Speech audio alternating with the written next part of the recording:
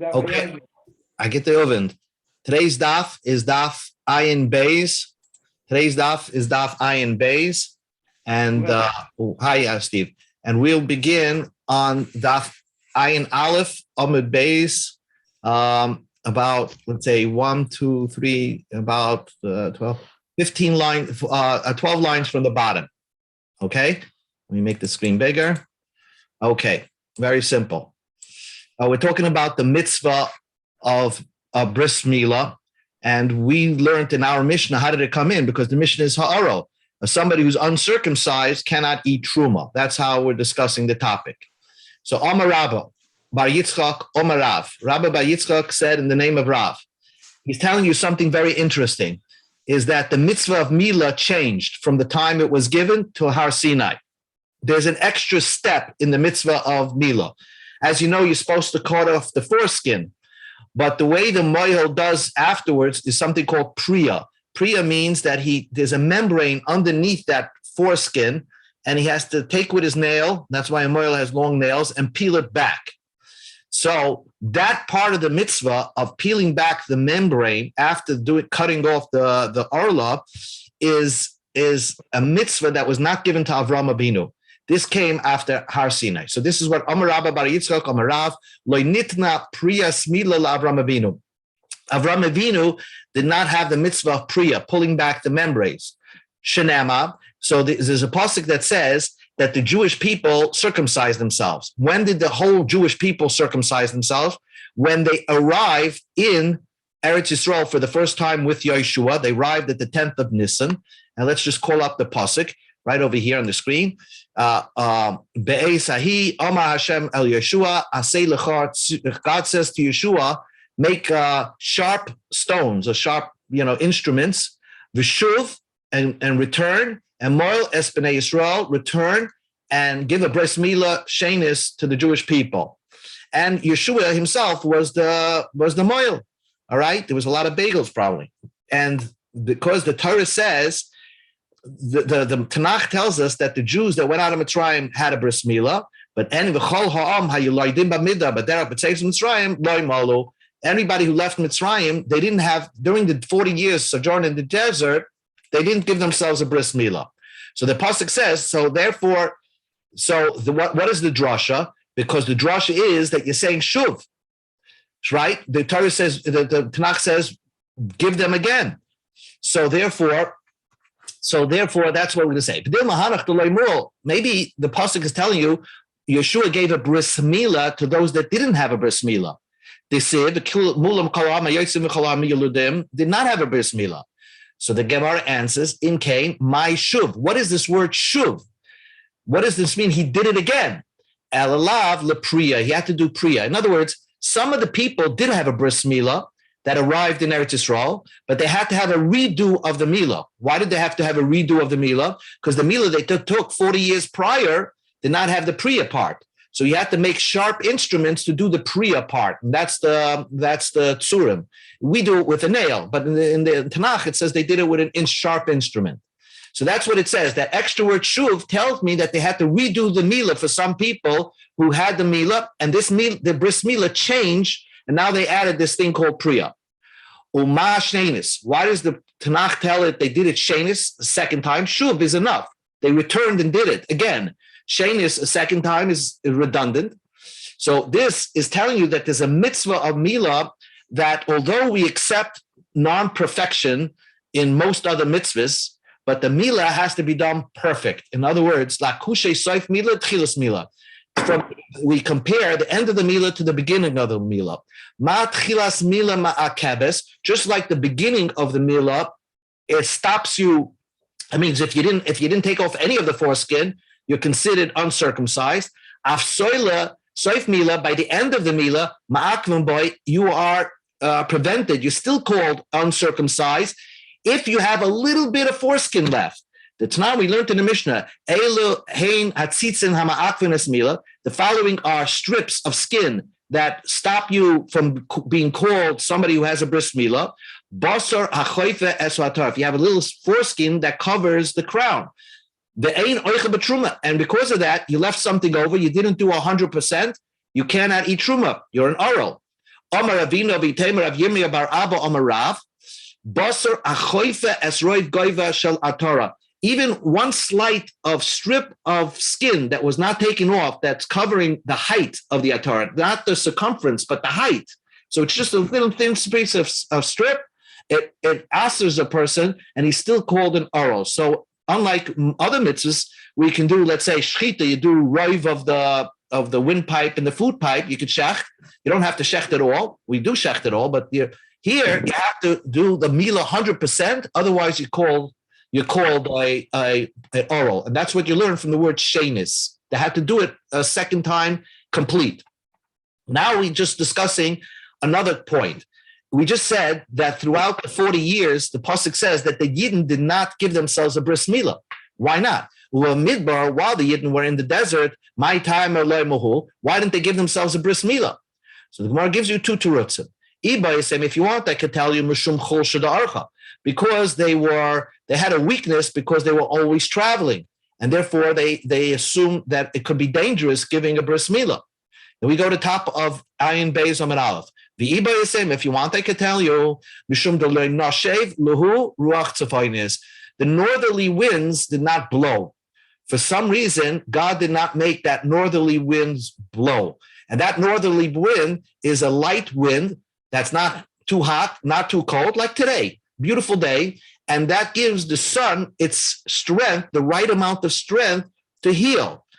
Now, why didn't we have a northerly wind blow in the midbar? The Tanya, we learned in the Brisa, Kol oisin abam shana shahayu Yisrael b'midbar. All the 40 years that the Jews were in the midbar, the northerly winds did not blow. Now, why not? Why didn't Hashem make this good wind blow? My time up. Because the Jewish people were in excommunication. And if they're excommunicated because of the ego or because of the meraglim, so therefore the excommunicate, the world doesn't function the way it normally does. So that's interesting, because if you look up history, the northerly winds was not only a great wind, it's also called the trade winds, because these northerly winds help trade develop throughout the world, and so that develops civilization. And because during the Yidden war in the 40 years in Midbar, God was excommunicated to the Jewish world, the whole world suffered. So there was no northerly winds. The Ibai say a more positive note, the reason why HaKadosh Baruch Hu did not make the northerly winds blow, because the Jewish people had the clouds of protection on them. And if Hashem made the northerly winds blow, it would blow away the clouds. And the clouds were very important to protect them from the elements during the Midbar. So that's why they didn't have the northerly winds. And because of that, they could not bring themselves to do a bris Mila. Amar Papa said, Hilkach, therefore, let's conclude from what we learned from this Bizman Hazeh. Yoimid De'eva, if you have a cloudy day, the Yoimid Deshusa, which means where a southerly wind blows, and that's the opposite. It's the worst of all winds. Loi Mahilin Bay, you shouldn't give yourself a bris Mila. So a Moil should look at the weather forecast before he gives a bris Mila. So Veloy Misachrinan Bay, and you shouldn't go for bloodletting, which was an ancient form of surgery during those days, because those days are dangerous. The air is not conducive for healing. So, but then Rapapa added, Vaidena, the Dashabai Rabbim, nowadays, most people don't care about that. They don't look at the weather before they make a bris Mila, because Shoimer Pesoyim Hashem, God watches those that don't pay attention to themselves. And the world goes on, even though it's not ideal time to make a bris Mila on a cloudy day when the southerly winds blow. Nub Gemara. Tanu Rabban and the rabbis taught, Kol Oisin Abar Shana Shah Yisrael Bamidbar. All those 40 years that the Jewish people were in the Midbar, there was not a day that did not have the northerly winds blow, albeit we said that it wasn't blowing, but in the middle of the night, it always blew.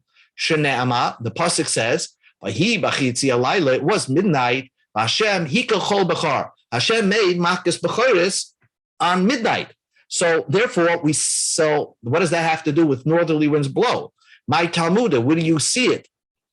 Where do you learn from that? What do you learn from the fact that Hashem brought Makas Bechoros at midnight? What does that have to do with the northerly winds? It certainly does. Hakamashnuam, this teaches you the Eis Rotzin Milsahi. Midnight is a very good time of divine favor. And therefore, we see that's why HaKadosh Baruch Hu brought the Makas Bechoros precisely at midnight. God could have brought it at 4 p.m. He brought it at midnight because it's a divine favor at that time. So also, if it's a divine favor, most likely the northerly wind blew in the middle of the night. And yet they didn't make bris milas at then because you're supposed to make it during the daytime. But what you do learn from this Gemara is that it's very important. I mean, there is something called Tikkun Chatzos, where you pray in the middle of the night regarding the destruction of the Beis Hamikdash. And if you have any personal prayers to pray, it's a good time to pray for something personal during the midnight, if you're up. New Gemara, Amar Rav Huna. Now here, Rav Huna is going to bring up a discussion of reverse circumcision. Reverse circumcision can happen by an operation. Somebody purposely reversed the circumcision, or it happened naturally. And now you see that there's an orla there. It reminds me that I once read that about this person called, this doctor who was a Goyish doctor who was a plastic surgeon, Chasidei Umas Ha'olam. He was, and he snuck himself, his name was Felix Canabolus, and he snuck himself into the Warsaw ghetto, and he met with the heads of the Jewish people, and he proposed a solution of performing a reverse circumcision operation so that will allow people just to walk out of the ghetto. And if they're caught, they will be looked at as Goyim. And that was the first thing they looked at. If you saw a bris milah, they assumed you're Jewish. And he performed 1,000 operations like that on Jewish people, and he saved people. It was very controversial to actually give him the honor of being part of the Chasidu Umas Olam in Yad Vashem. It was a big, big debate because you're not allowed to do such an operation, but they gave him the honor anyway. But it's kedai to look up that story. If on the internet, I can send it out. So anyway, but Amar Rav Huna said, Dvar Torah, Min HaTorah, Moshuch, if somebody pulls back up the bris milah and he looks like a non-circumcised person, Oichel betruma. Min HaTorah, he could eat truma because he already had his circumcision. Umedivreim, but Rabbanan, Gazru Alav, they made a decree that you should not eat truma, because he appears in the mikvah like somebody who's uncircumcised. So that's what it is. So min HaTorah, he can eat truma, but it's only in Rabbanan we don't allow him to eat truma. Meisvei, so we asked the question, Mashuch, if someone pulled up the Mila, Tzarech Sheyimo, he has to give himself another bris milah. So we see the Gemara understood that maybe min HaTorah he's considered to be a uncircumcised. In fact, if someone pulls it up, maybe min HaTorah it doesn't work. So the Gemara says, no, the Brisa means midrabanan. Midrabanan it doesn't work. Midaraisa it does work. And really the question was, because if it was midaraisa it doesn't work, then it should say Moshuch is an oral. The fact that the Brisa says Moshuch has to remala himself, it's mashma that it implies that it was only midrabanan he has to take a new bris milah. He's not considered to be uncircumcised. And the Gemara says it's such a simple teretz, whoever asked this question, what was he thinking? It says the word, he has to redo the milah. It doesn't say that he's not circumcised if he's a mashuch. And so the Gemara, he made a mistake by looking at the end of the Brisa. The Brisa says, if someone pulls up his milah and made himself look like an oral, Rabbi Yehuda Oimer, lo yimo, he should not give a bris milah, it's a sakana. He already had his bris milah. If you do another bris milah on somebody, it's very dangerous. Amalai, so the Chacham said it's not true. A lot of people had to retake the bris milah b'mei ben koziva. In other words, during Bar Kochba, who was during Rab Kochba and Rabbi Akiva, they considered him the Mashiach. And when the Romans occupied Beitar, they remade the people who had a bris milah take and reverse reverse the milah. And then when Bar Kochba took over and fought against the Romans, everybody redid the operation and gave themselves a second bris milah. And even after having that second operation, they went on to have normal lives, having children, having boys and girls. Shnema. And how do you know that a human body can take 2 operations of Mila? Shnema, himo yimo. Afila me'el palm. The Torah says, give yourself a bris Mila, and it says it twice. So you can supply that even 100 times you can take that operation. And it says, as brisi hefar, you revoked my covenant. L'rabis es hamashuch. If you don't do it, then that includes es brisi hefar. If you don't retake the operation, then that's a problem. The Chumash has a problem. It's like you revoke the covenant. So you have 2 psukim that imply that a person who's a mashuch can can redo the Mila, and nothing is going to happen to the person. Why does it say? Why do you have to bring 2 psukim for that same idea that a mashuch can take 2 bris milas? I might think that himo only will tell you take another bris mila only if you have a strip. If you left over a strip, then you can go back and take it again. How do you know if you have a whole arla over there, a brand new arla, by grafting skin? How do you know your body can take it? Another pasuk that says the rabbi says so mashuch, that even a mashuch who somebody grafted and has a new arla there, he could take the operation. So but how did we bring this in? So the person who saw it, the one that asked the question from this bris and thought that a mashuch has to retake the operation, he thought it's midaraisa. Midkonosav Talmuda kradaraisa. Since you're bringing psukim about mashuch, so I might think that the fact is that a mashuch is considered to be oro, uncircumcised, midaraisa, because the brisa discusses psukim to prove its point. But we answer it's not so. Midrabanan. The brisa is only midrabanan. Ukra asmachta ba'alma. The psukim are just a hint of what the rabbanim. Mina Torah, a mashuch isn't considered to be circumcised. You had one circumcision makes you a mohol.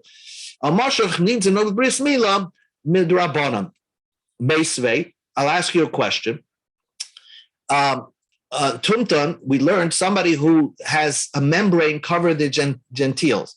So they have a membrane. You don't know if that person is a male or female. The brisa says, "Ein oichel b'truma." He cannot eat truma because we don't know.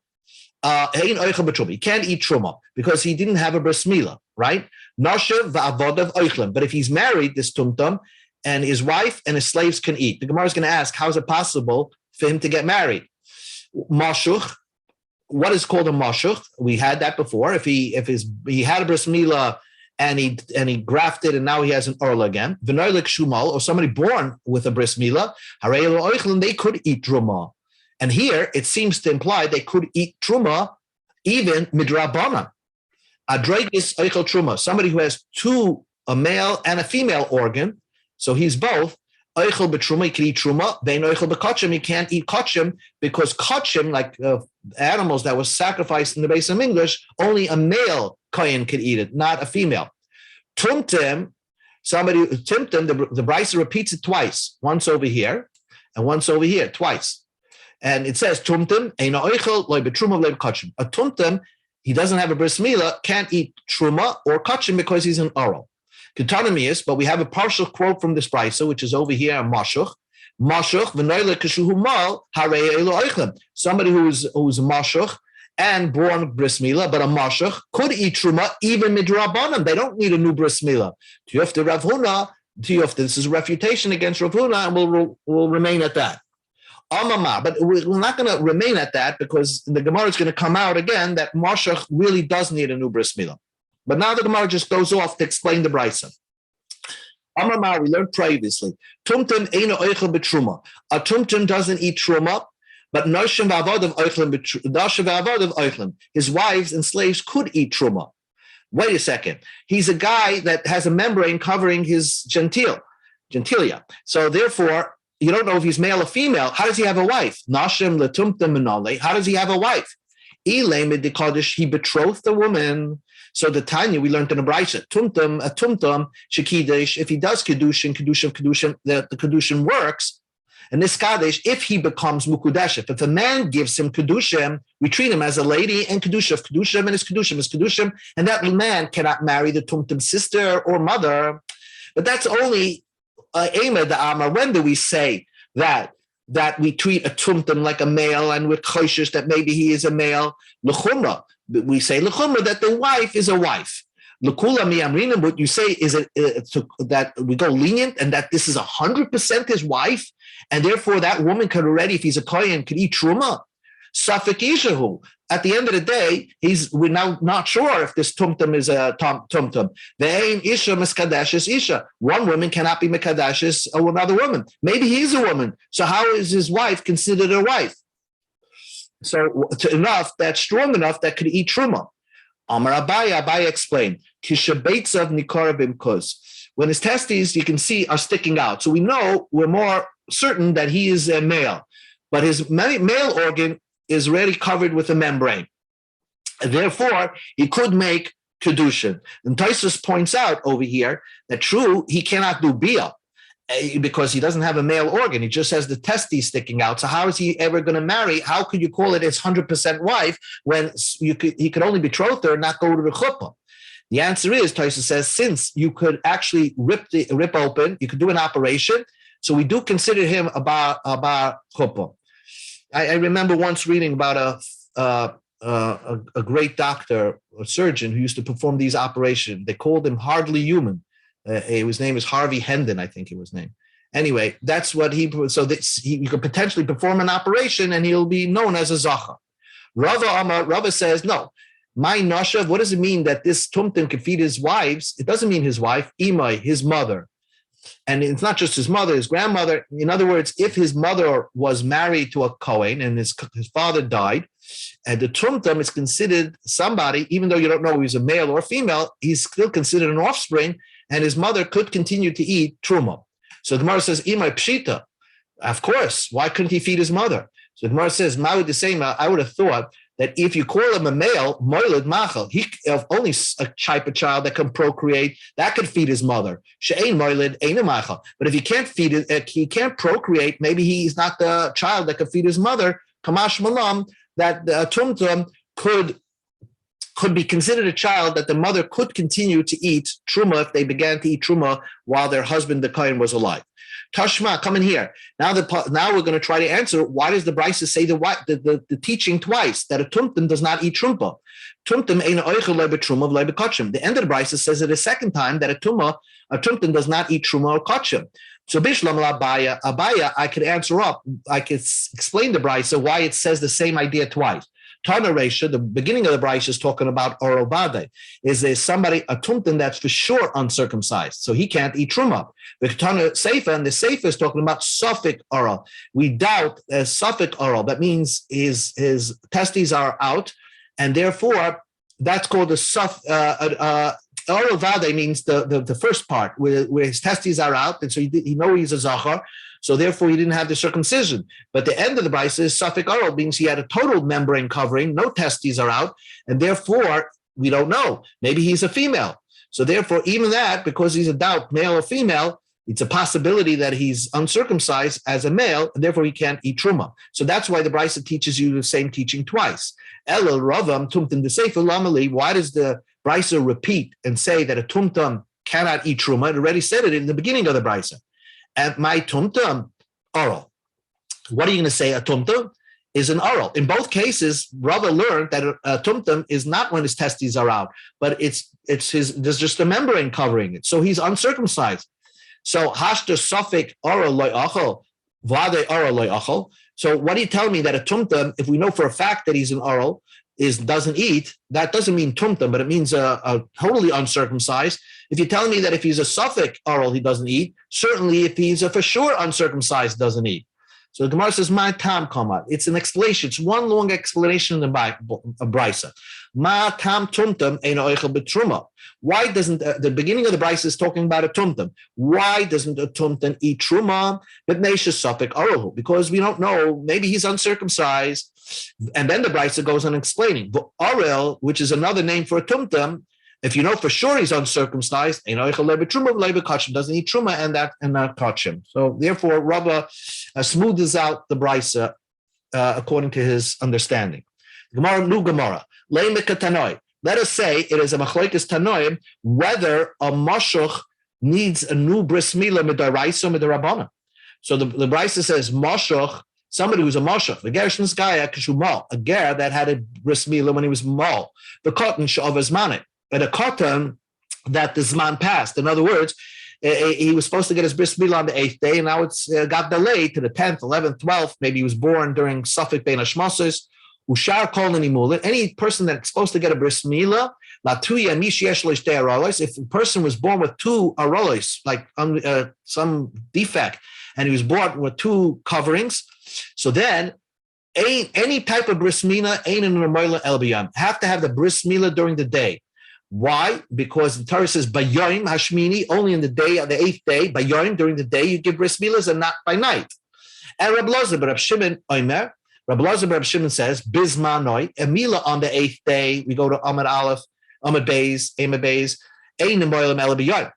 A Mila on the 8th day only gets a bris Mila by the day. Shaloi Bismani, but if you're already past the 8th day, if it's already 12th, 13th day, you're giving a bris Mila, Nimoilam, Bayoim, or Balayla. So you can do it either by day or by night. So, my laugh, let us say, Bahokami Palgi, what's the argument?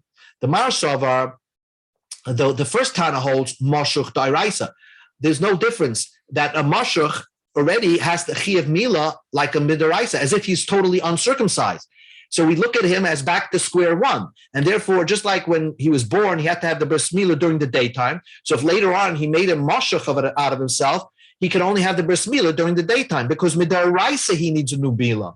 Umar Sava, but Rav Shimon Gamliel, who was lenient and said that he could have it during the daytime, because he holds Mashuch is Drabanan. The whole reason why a Mashuch needs a bris Mila is only Drabanan. So you could go lenient and say that he could have a bris Mila during the nighttime.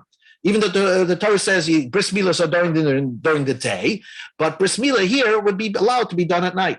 So the Gemara says, "V'tizbro, is your explanation make sense?" Rab Shimon Gamliel said that even a bris Mila that was not done on its right time can be done at night. And nobody's going to say that a bris Mila, cotton shavas manim, would there be one opinion that holds that cotton that missed the 8th day and he needs a bris Mila, let's say it's his 10th day, 11th day, would anybody hold this to Rabbanim? So why would Rabbi Gamliel allow that to be done at night? Ella, everybody holds, the tuliam, everybody holds Moshuch Rabbanim. Everybody holds Moshuch needs a bris Mila midrabanim. Midraisa, you don't need a bris Mila. The cotton shavas manai dairaisa. And cotton that past the time is doiraisa. And what's the argument?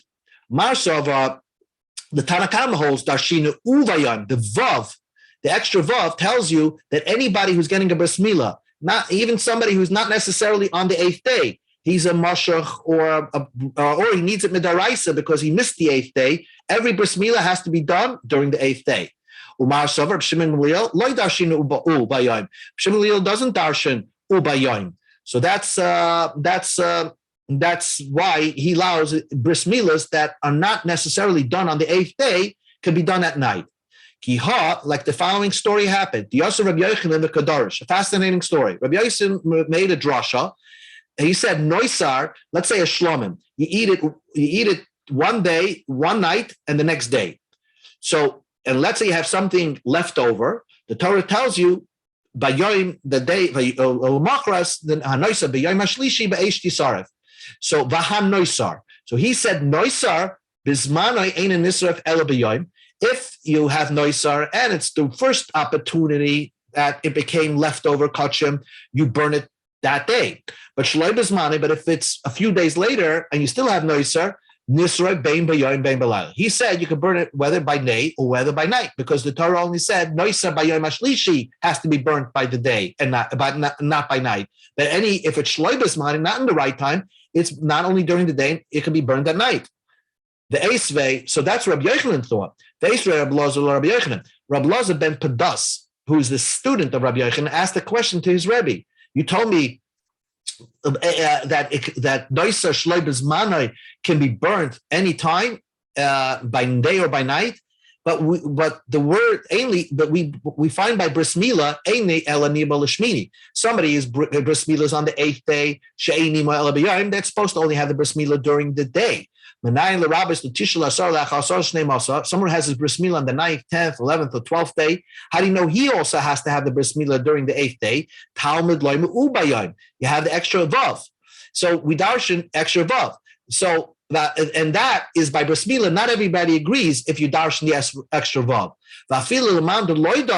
Even according to the opinion that you don't darshan the extra vav hey darish, but by bahan noiser it says vav hey noiser, right? So it says the extra vav and hey. Everybody would agree that you darshan that any type of noiser burning has to be done during the daytime, not just burning bismanai. Even if it was done shlei bismanai much later, you still have to burn it during the daytime. So he asked a question on his Rebbe, who said, Rabbi Yochanan said, that a shloi bismanai is nifrat ben bayom ben balayla, and Rabbi Lazar ben Padas proved to him with psukim that it's only burned during the daytime. So when Rabbi Yochanan heard what for his student said, ishtak, he became all quiet. Basa denafak, after he left, Amalei Rabbi Yochanan Rish Lakish, Rabbi Yochanan turned to Rish Lakish. We east in the Ben Padas. Did you see this? Rabbi Lazar ben Padas. She Yoshev v'darish k'Moshe mepiha grurura. He knows how to darshan psukim like Moshe Rabbeinu, who's darshaning extra vavs and extra hay to bring up new halachas that I didn't know.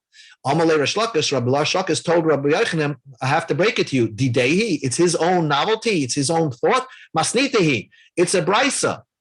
So the Rabbi Yochanan asked him, "Hey, Tanaka, where's this brisa?" The Torah's Kahanim. These are brises on Vayikra. A lot of brises that we had. In other words, we are under the impression that the Amoraim knew everything, like Reb Chaim Kanievsky. He knows everything, but they didn't have every brise in front of them. They had the Mishnayos, and they had some brises. But he didn't. Rabbi Yochanan never knew of a brisa that said had a drasha from Bahan Noiser that every type of burning has to be done of Noiser during the daytime. So Nafak and Tanya Betloser Yomer. He learned the whole Torah's Kahanim in 3 days. He went out and found a copy of the Torah's Kahanim, and he learned it in 30 days. The Savra Betloser Yocher. And I think he reviewed it in his mind and came up with insights for 3 months. So he really delved right into it because he realized that it was something he didn't know in halacha. One more piece, and then we'll stop. Amar Rab Lazar said, "Oral shehiza hazoasoi keshera." An uncircumcised person who sprayed to the sprinkling of the paraduma waters that are supposed to be sprayed on somebody who's a tmei meis during the 3rd day and the 7th day of his purification. So if the oral is the one doing the job, it's okay. Why not? Mi de dahava tuliam, because we find that a tuliam can do the same job. What's a tuliam? Somebody who became tamei. Let's say he touched the sherets and then he went to the mikvah and the sun didn't set. He could have the job of sprinkling waters on people on the 3rd and 7th day of their tumah. So just like a tuliam is permitted to do that, an oral is also permitted to do that. And she'afapish also betruma. Just like even though an oral is not allowed to eat truma, kosher b'para is kosher to do the para. A tuliam can't either eat truma. So both the oral and the tuliam can't eat truma. But nevertheless, since we find that the tuliam is permitted to spray the paraduma waters, so we'll say the oral can also spray the paraduma waters. So the Gemara asks the question, wait a second, but a tuliam has a much more of a leniency. Mala tuliam shekei mutter b'maiser. A tuliam is mutter to eat maiser sheni. He can't eat truma, but he can eat maiser sheni. And an oral cannot eat maiser sheni. So maybe a tuliam will allow him to sprinkle the paraduma waters and not an oral. So the Gemara answers, are you trying to tell me that we're comparing an oral to a tuliam based on what the tuliam can eat and what the oral can't eat? We're comparing them of touching. There's nothing that a tuliam can touch. In fact, the tuliam has much worth. A tuliam cannot even touch truma until the sun sets. He's considered to be a tama. He can't even touch truma. But mutar b'para, he's allowed to sprinkle the paraduma waters. Oral, an uncircumcised person, as long as he's tar, he's permitted to touch the truma. So certainly, certainly, he should be permitted to sprinkle the paraduma waters. And now the Gemara concludes, Tanya Nami Hochi, we learned in a brisa. Oral shehiza has also keshera.